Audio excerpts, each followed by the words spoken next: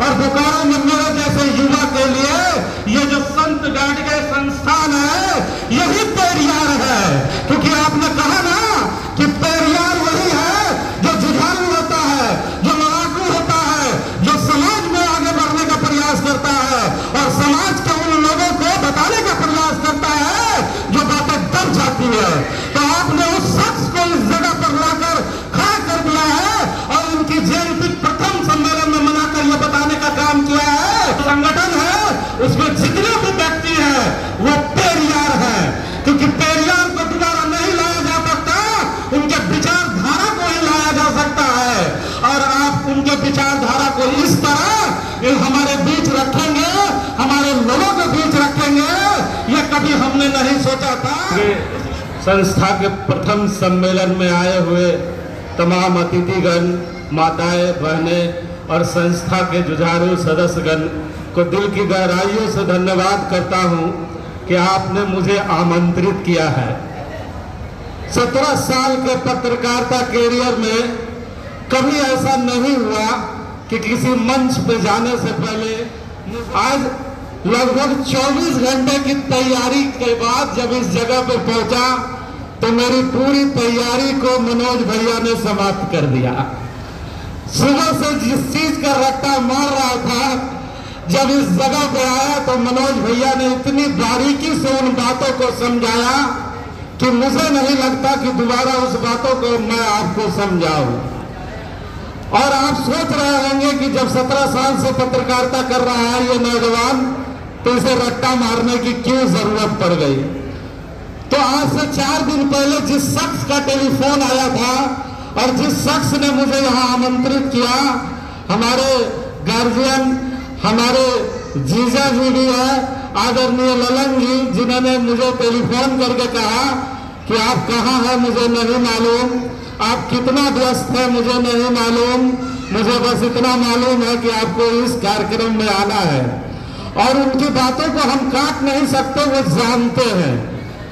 लेकिन जब उन्होंने कहा कि 10:30 बजे आपको हॉल में आ जाना है, तो मैं बहुत ही एक्टिव हो गया और अपने संस्था के तमाम सदस्यों को कहा कि 10:30 बजे तो 10:30 बजे, क्योंकि किसी नेता का कार्यक्रम नहीं है, ललन जी ने बुलाया है।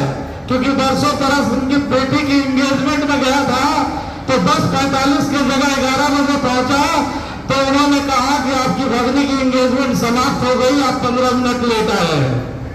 तो मैं बड़ा चिंतित था और अपने सदस्यों को कह रहा था कि टाइम से उस जगह जाना है कि जो व्यक्ति अपनी बेटी का एंगेजमेंट घड़ी के टाइम से करता हो, वो व्यक्ति अपने संगठन का कार्यक्रम कितना टाइम से करता होगा, ये आप सोच ले।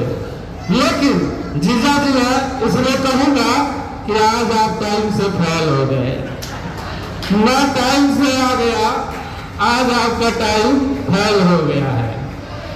क्योंकि जैसे ही उन्होंने कहा कि पेरियार ललन सरोज जी की जयंती में आपको आना है और पूछा कि आप जानते हैं, तो मैंने तुरंत ने कहा कि यादव के इतने बड़े साहित्यकार को नहीं जानते हैं। तो मैंने उनसे कहा और सोच में भी पड़ गया कि मेरी है कि मेरे उस समाज के उन बुजुर्गों की है। अगर बचपन से मुझे बताए रहते तो मैं इस स्टेज पे आके बड़ी बड़ी बातें जरूर कहता।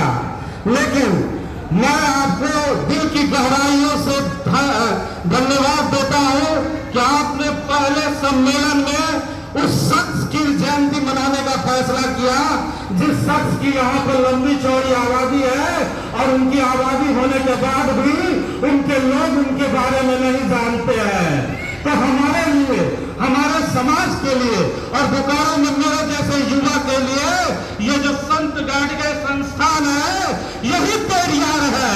क्योंकि आपने कहा ना कि पेरियार वही है जो जुझारू होता है, जो लड़ाकू होता है, जो समाज में आगे बढ़ने का प्रयास करता है और समाज के उन लोगों को बताने का प्रयास करता है जो बातें दब जाती है। तो आपने उस शख्स को इस जगह पर लाकर खड़ा कर दिया है और उनकी जयंती प्रथम सम्मेलन में मनाकर यह बताने का काम किया है कि आपके जो संगठन है उसमें जितने भी व्यक्ति हैं वो पेरियार है।